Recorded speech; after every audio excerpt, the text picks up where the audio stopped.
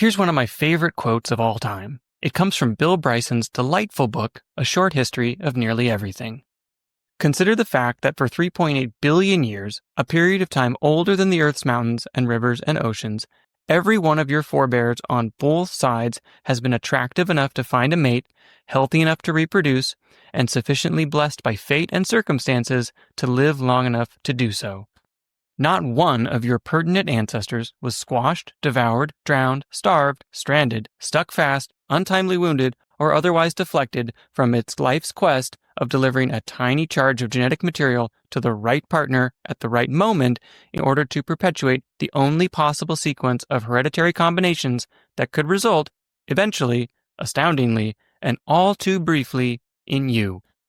I've always read this lovely passage as meaning that we're lucky to be alive, which was clearly Bryson's intention. Every day is a bonus day, after all.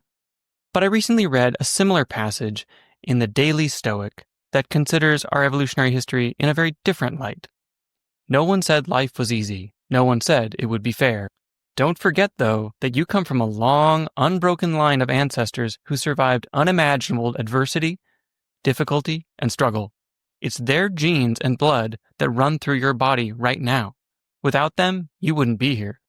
You're an heir to an impressive tradition, and as their viable offspring, you're capable of what they are capable of. You're meant for this, bred for it.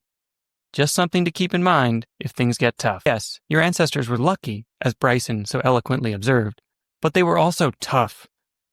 In all likelihood, a great many of your ancestors were nearly squashed, devoured, drowned, starved, or stranded. Many of them survived terrible injuries, illnesses, natural disasters, and other traumas. But they carried on, survived, and passed on their genes. So strength, both physical and mental, is in our DNA by necessity. The fortitude to survive is something we've all inherited. Most importantly, we all have an innate capacity for astonishing psychological resilience. Consider the examples of Viktor Frankl, John Lewis, and Malala Yousafzai. If you presently feel a lack of mental toughness, that doesn't mean the relevant genes have skipped a generation. It means you haven't been exercising the relevant mental muscles enough. Willpower gets stronger when you use it and atrophies when you don't. So when life throws a challenge at you, don't see it as an insurmountable problem. See it as an opportunity to get stronger. Don't see yourself as a passive victim of unlucky circumstances.